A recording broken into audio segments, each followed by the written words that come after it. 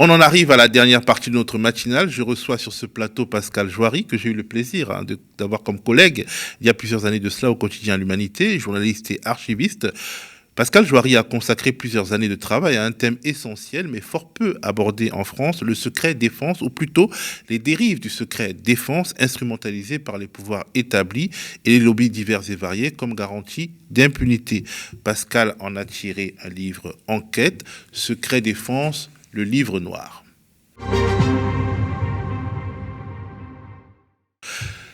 Bonjour Pascal. Bonjour.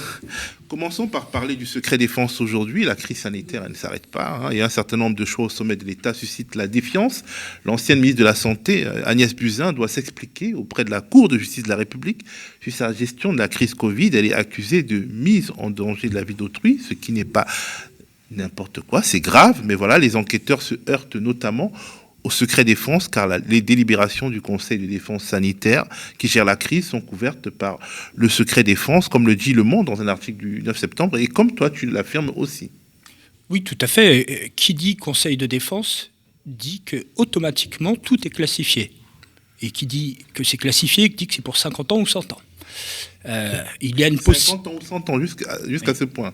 Oui, avant c'était 25, 50 ou 100, mais même quand on arrivait au bout des 25 ans, il suffisait qu'il y ait un nom à protéger, il disait « Ah non, c'est parti pour 50 ans ». C'était très facile de prolonger. Donc c'est automatique. À savoir que ce n'est pas forcément ce gouvernement qui a choisi de faire le Conseil de défense. C'est des règles préétablies qui fait que de toute façon, ça s'applique comme ça. Comme dans les armes, comme dans le nucléaire, comme dans le renseignement, tout est systématiquement secret défense. Et pour déclassifier, c'est un peu compliqué, parce qu'il y a des possibilités, mais c'est quand même complexe. Mais le gouvernement aurait pu ne pas créer un conseil de défense sanitaire. Les discussions auraient pu se passer dans le cadre du Conseil des ministres. Je suppose que les décisions du Conseil des ministres ne sont pas classifiées. Non. Est-ce qu'ils auraient pu faire autrement ? Ça, j'aurais du mal à le dire.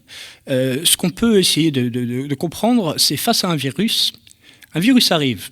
Est-ce qu'on sait s'il est naturel ? Évidemment, là, on pense qu'il est naturel. Je ne vais pas mettre... Il y a déjà assez de théories dans tous les sens.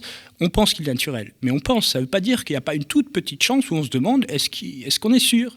Et il suffit qu'il y ait cette petite chance. Je pense que ça, de toute façon, voilà, ça provoque un conseil de défense. On oublie le virus pas naturel. Ils peuvent juste considérer que c'est tellement grave, les projections qu'ils ont fait au départ, et il s'avère que dans certains pays, elles sont vraies quand même, on a quand même beaucoup de décès, ils peuvent se dire c'est tellement grave qu'on le prend d'une manière militaire. Voilà. Même en dehors d'un virus non naturel. Donc pour ces deux raisons, mais comme dans le reste, comme dans les armes, comme dans le nucléaire, tout ce qui est très sensible est classifié, c'est comme ça. Après, il y a quand même des choses déclassifiées. Mais le fond, le plus important, c'est le sujet quand même du livre, et des fois jamais déclassifié, ou alors... peut-être qu'on ne sera plus là.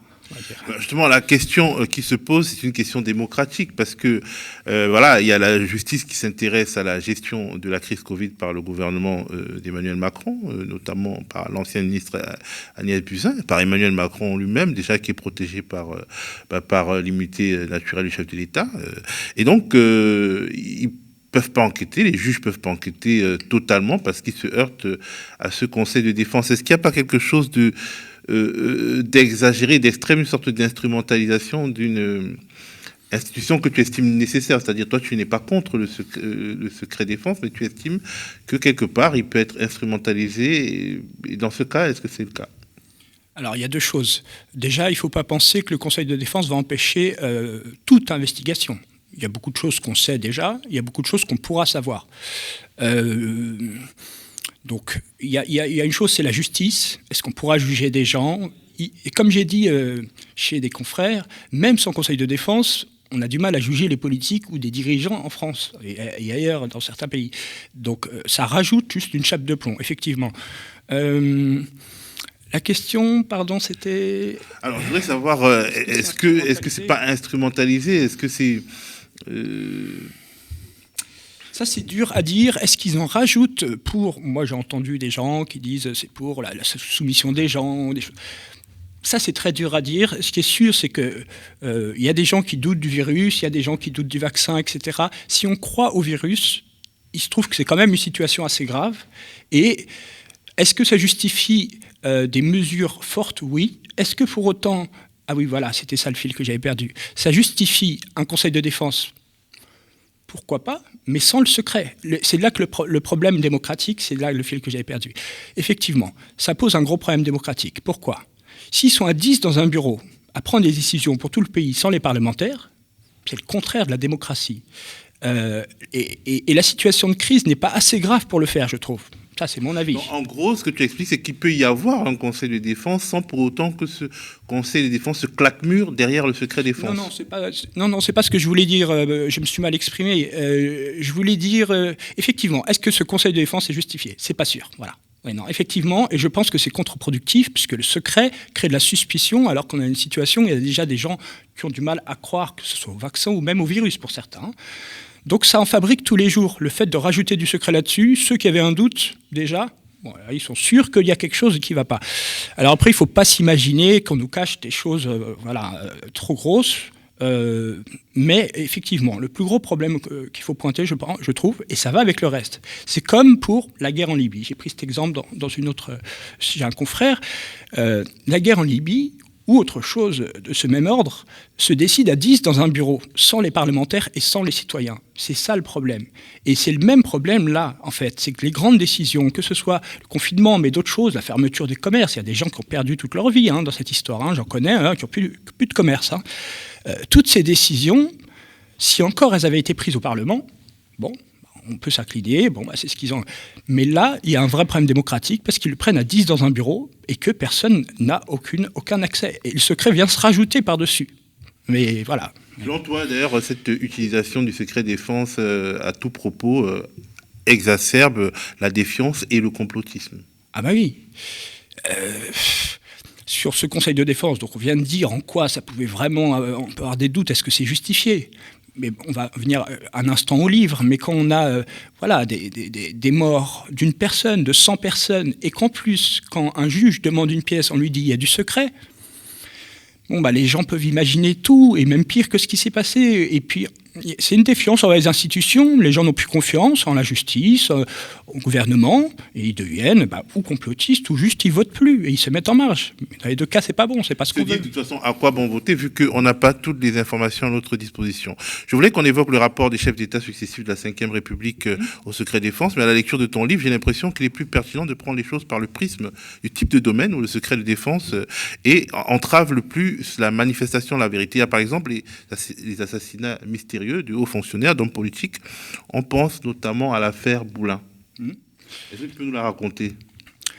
On la connaît déjà assez bien, et ce qui est étonnant, c'est que d'un côté on a le secret, et que de l'autre côté on a des documentaires qui passent sur France 2 ou autres, et on a des livres enquêtes, par exemple de Benoît Colombat, on a tout le détail, on a la liste, on a aussi sa fille, sa propre fille qui se bat depuis plus de 40 ans, qui a fait une reconstitution elle-même il y a 2 ans, donc la liste des détails, des informations qu'on a est longue, et des incohérences, des choses qui prouvent que leur version est fausse, elle est longue aussi. C'était qui Boulin ? Oui, il faut commencer par le début. C'était le ministre du Travail, sous Valéry Giscard d'Estaing. Et il a été retrouvé mort près de Rambouillet, dans 40 cm d'eau, dans un lac, dans une forêt. Ils ont dit que c'était un suicide, et en même temps, on se rend compte qu'il y a le secret défense. Donc après, c'est toujours parole contre parole. Voilà. Les citoyens, les journalistes, et de l'autre côté, la justice, la police, etc. Et le SGDSN, etc. Ils disent que c'est un suicide. C'est le secrétariat général de la Défense nationale. Oui, de la sécurité de la défense nationale. C'est très peu connu, et pourtant, toute la sécurité de notre pays à tous les niveaux est dirigée par eux. Ils sont dans les Invalides et sous les Invalides, étrangement un lieu hypersensible, dans un lieu hyper touristique. Tout, de la gestion des manifestations au secret défense, c'est le SGDSN. Et donc, effectivement, c'est eux qui gèrent tout ça. Et aussi l'affaire Borrell, toujours un haut fonctionnaire, un magistrat, en fait, qui est mort dans des conditions assez étranges. Oui, à Djibouti, un juge qui était détaché, un juge français, détaché à Djibouti pour des coopérations sur le développement de la justice, sur les coopérations entre les deux pays, retrouvé mort, calciné. Pareil, on nous dit que c'est un suicide, alors que on a effectivement... il est impossible que ce soit un suicide, et on le sait, là aussi c'est très documenté, là aussi il y a eu des documentaires. Donc le problème c'est, même si on a toute la vérité, eux ils ont juste à dire oui mais c'est secret, vous mentez, c'est un suicide. Et donc il y a un conflit entre les deux. Le problème c'est qu'à notre époque, je pense, je ne suis pas le seul, Bertrand m'a dit la même chose, c'est l'opinion publique qui donne le là. Et donc peut-être qu'elle ne s'est pas assez emparée de ce sujet, parce que sinon, on aurait réussi peut-être à faire plus pression. Parce que là, ils peuvent continuer. Dans le livre, on voit que, bon, effectivement, voilà, ministre Boulin, le juge Borrell, mais il y a aussi le journaliste JPK, Noyer. On voit des opposants politiques, Ben Barka, Curiel. On voit d'autres cas de figure où un avion peut recevoir un missile. Ils vont dire que c'était un accident pour ne pas mettre tout sur la place publique. Que ce soit parce que c'est un autre État, que ce soit parce que c'est, des fois, un missile lancé par erreur, qui peut être français aussi. La maison des têtes, un immeuble qui explose, ils disent que c'est une explosion au gaz, mais ils mettent le secret défense. La liste est tellement longue qu'il y a un moment où il va falloir s'en emparer pour faire bouger les choses. On n'en parle pas parce que c'est aussi un sujet qui finalement n'est pas beaucoup évoqué. Tu le dis, il y a peu de documents de synthèse. Ton livre est d'ailleurs le premier livre de synthèse mis à jour sur la question du secret défense. Pourquoi ça n'intéresse pas, à ton avis? C'est trop compliqué. C'est comme certains sujets d'actualité qui sont très techniques. Certains s'étonnent. Je vois beaucoup passer sur les réseaux que comment s'appellent les derniers papers, les Pandora Papers. C'est les Pandora les derniers. Bon, voilà, la liste commence à être longue des papers. Et le problème, c'est qu'effectivement, on les voit pas beaucoup à la télé, on n'en entend pas beaucoup parler, donc les gens s'étonnent. Et ça aussi, ça fabrique la défiance. Bon, il y a des sujets qui sont un peu compliqués. Les gens n'ont pas le temps. Ils sont dans leur quotidien. La plupart des gens, métro, boulot, dodo. Il faut passer combien d'heures? Moi, je vois le temps que j'ai mis pour comprendre tout ça.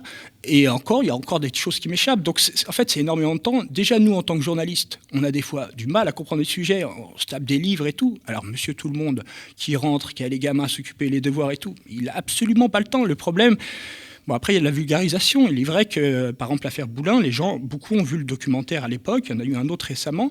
Il y a des affaires connues, mais même qu'on les connaît, même si tout le monde est au courant, qu'est-ce que ça change? Il faudrait qu'il y ait ou bien un homme politique qui propose de réécrire la Constitution à ce niveau-là, puisque c'est dans la Constitution même.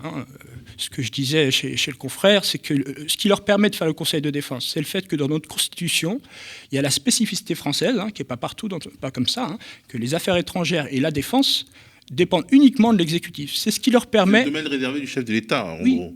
Et c'est ce qui leur permet de faire des choses très importantes au nom du pays sans consulter aucun parlementaire, donc aucun citoyen.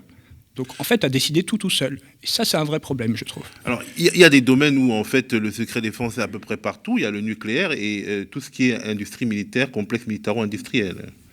On le lit beaucoup, ça, dans ton livre. Oui, en fait, tout ce qui est renseignement nucléaire, à part des choses vraiment un peu sensibles, mais l'essentiel du nucléaire, armement, à part un petit rapport après coup où on dira un peu ce qu'on a fait, tout est classifié automatiquement, oui. Or, il y a beaucoup de scandales justement qui sont liés au nucléaire et au monde de l'armement. On pense au Rainbow Warrior, qui a été coulé de manière assez spéciale il y a quelques décennies sous François Mitterrand. On pense aussi à l'affaire Karachi, dans laquelle... J'ai même pas pu tout mettre. Il y en a une liste énorme. C'est ce qui est aussi très intéressant dans le livre, c'est que c'est une sorte de petit dictionnaire, une petite encyclopédie des affaires d'État qui sont, disons, entravées par le secret de défense. Il y a 40 affaires et on peut entrer dans le livre par plusieurs entrées, justement, et c'est intéressant. C'est une introduction à chacune de ces affaires, et bien entendu, si on est intéressé spécifiquement par une des affaires, on peut chercher d'autres choses, si ça existe d'ailleurs, parce que justement... Il y a les bas de page qui renvoient vers des livres quand il y a des grosses enquêtes qui ont été faites, comme sur l'affaire Boulin ou sur d'autres affaires. Sur beaucoup d'affaires, il y a eu des enquêtes. Donc on renvoie vers des livres, vers des textes de loi quand il faut, vers des documentaires. Donc il y a les liens pour aller plus loin. Une petite chose auquel j'avais pensé juste avant, ce que je te disais, pour prendre un exemple précis sur les armes, l'affaire Disclose, je l'ai appelée comme ça. Donc les armes que la France a vendues à l'Arabie Saoudite et qui sont utilisées en ce moment même dans leur guerre contre le Yémen, dont des armes françaises et même des bateaux français qui participent au blocus de la famine, etc. Donc gravissime. Eh bien, on est au courant de tout. Disclose, ce nouveau média qui a maintenant 2-3 ans, avait sorti, c'était leur première enquête, une note classifiée, confidentielle défense, pour prouver qu'ils mentaient, c'est-à-dire que oui, il y avait des zones civiles qui risquaient d'être impactées par les armes françaises.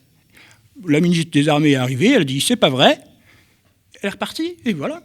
Donc en gros, ils n'ont pas besoin de faire grand-chose. On fait une grosse enquête fouille et on sort les documents classifiés, on prend des risques. Bon, ils ont eu qu'une convocation à la DGSI, c'est pas, ça va, on est encore en France. Ils n'ont pas risqué grand-chose, c'est bien déjà. Mais ils sortent tout ça. Enfin, on ne sait pas maintenant s'ils sont sur écoute, on ne sait pas s'ils sont considérés comme les ennemis de la nation, on ne sait pas, puisque même la protection des mensonges d'État peut être agrémentée, entre guillemets, de secret défense. Ah oui, ils peuvent être surveillés. Mais ce que je veux dire, c'est qu'on sait tout sur cette histoire. Elle a plutôt bien pris parce qu'ils sont organisés, Disclose. Ils avaient plein de médias avec eux, donc... En fait, bon, voilà, on peut dire que l'opinion publique s'est emparée du sujet. Il y a même des gens qui allaient manifester dans les ports pour empêcher les embarquements des nouvelles, parce que ça s'est fait en plusieurs fois, les livraisons. Ils ont réussi même une fois, je crois, à empêcher la livraison. Elle a été faite juste après, on ne savait même pas où. Ce que je veux dire, c'est que même quand on sait tout, qu'est-ce que ça change ? En gros, le problème, c'est la Ve République. Pour moi, il y a un problème constitutionnel, évidemment. Oui. Alors, il y a le nucléaire, mais aussi la France-Afrique, qui est un domaine où le secret défense est partout et nulle part. Il y a notamment l'assassinat de nos confrères Ghislaine Dupont et Claude Verlon, qui a eu lieu au Mali, au Nord Mali, par des djihadistes. On n'a jamais compris pourquoi les militaires français n'étaient pas intervenus alors qu'ils n'étaient pas très loin. On a plein d'infos. Peut-être que c'est juste par incompétence ou bien alors par manque de réflexe, mais en tout cas, le secret défense est partout. Je pense que le secret, sur le coup, on envoie une équipe libérer des otages. Il est justifié, on ne va pas dire quand on y va, par où. Tout le monde peut comprendre, même un enfant. Par contre, là, ça fait des années. En quoi le secret reste justifié ? C'est comme un aveu qu'on a quelque chose à cacher. Mais quoi ? On ne va pas protéger les tueurs si c'est des terroristes. Si c'est une erreur militaire, imaginons qu'ils ont essayé d'abattre un terroriste et qu'ils abattent l'otage. Imaginons, ça peut arriver. L'erreur est humaine. On sait que c'est pas intentionnel. On le comprendrait. Exactement. Tu m'as devancé. Est-ce qu'ils n'auraient pas tout intérêt à le dire ? Et ça, c'est une des théories aussi du livre. C'est que souvent, il vaudrait mieux ne pas le mettre. Que ce soit pour le complotisme, même pour la démocratie en général, la confiance dans les institutions. Et on sait qu'on a un gros problème de ça. Et donc, il y a deux théories. Il y a certaines théories sur cette triste affaire. Il se trouve que il y a une partie de la rançon qui n'aurait peut-être pas été versée à cause d'une concurrence entre deux circuits qui s'organisaient, qui se concurrençaient pour aller libérer parce qu'il y avait de l'argent en jeu. Et une partie n'aurait pas été versée. Et donc, ils auraient peut-être été assassinés à cause d'une partie de la rançon pas versée. Tout ça parce qu'on... La rançon pour des otages précédents, en fait.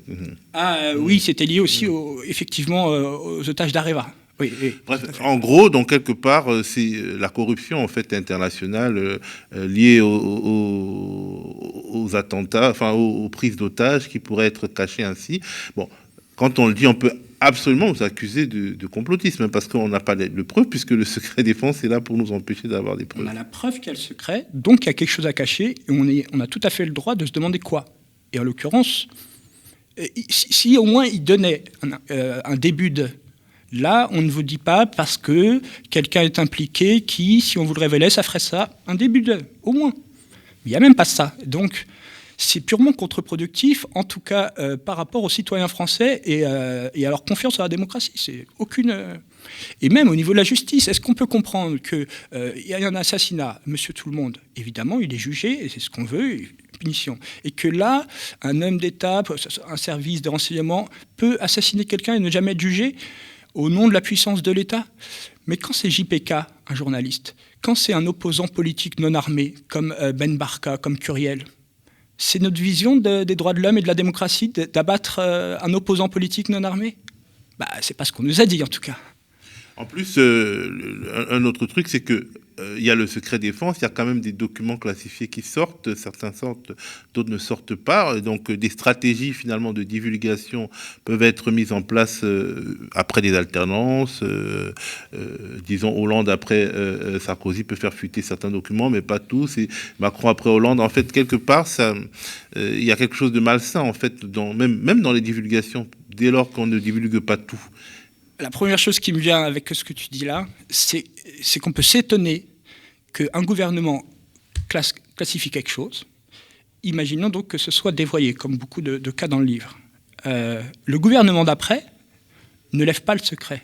Mais même 8 gouvernements après ne lèvent pas le secret. Donc en fait, une complicité entre gouvernements, droite ou gauche, quand même au centre, on va dire, qui ne lèvent jamais les secrets. Donc une complicité qui n'est pas que leur faute, puisque c'est un système. Donc même un président ne change pas ce système, c'est ça qui est fou, à part celui qui voudrait réécrire les règles du pays. Et puis d'ailleurs, ça peut aussi être un « je te tiens, tu me tiens par la barbichette », c'est-à-dire quand tu arrives à l'Élysée et que tu sais qu'il y a des éléments sur lesquels tu peux faire agir pour, disons, te mettre ton prédécesseur dans la poche, ou bien en fait l'empêcher de trop parler de ce que toi-même tu fais, bah, il y a peut-être ça aussi. C'est assez agréable finalement. Mais je pense que ça vient après. Bon, peut-être un peu de ça, mais principalement un système qu'eux-mêmes ne contrôlent pas. C'est-à-dire qu'ils arrivent, il y a un système en place, et ils sont qui pour le changer? Parce qu'en fait, effectivement, il y a des alternances politiques, mais il y a fort peu d'alternances dans les services de renseignement, dans l'armée, dans toutes ces institutions qui produisent et qui se cachent derrière le secret défense, parce qu'il n'y a pas que l'exécutif. Ah non, tout ce qui est militaire un peu sensible, tout ce qui est nucléaire un peu sensible, le CEA, donc toutes les innovations, même au niveau de l'hydrogène, même au niveau de l'intelligence artificielle, évidemment que le plus sensible est classifié. Pourquoi?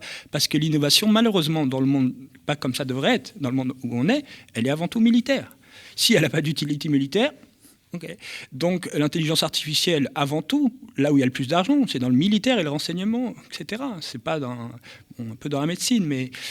Donc effectivement, énormément... En fait, pour revenir là-dessus, c'est vrai que c'est intéressant. Tous les ministères ont des documents classifiés. Tous les ministères ont un officier chargé de surveiller les choses sensibles et de classifier ce qu'il faut. Et c'est à se demander dans certains ministères ce qu'ils peuvent bien avoir. En tout cas, c'est très intéressant. Secret défense, le livre noir, une enquête sur 40 affaires entravées par la raison d'État.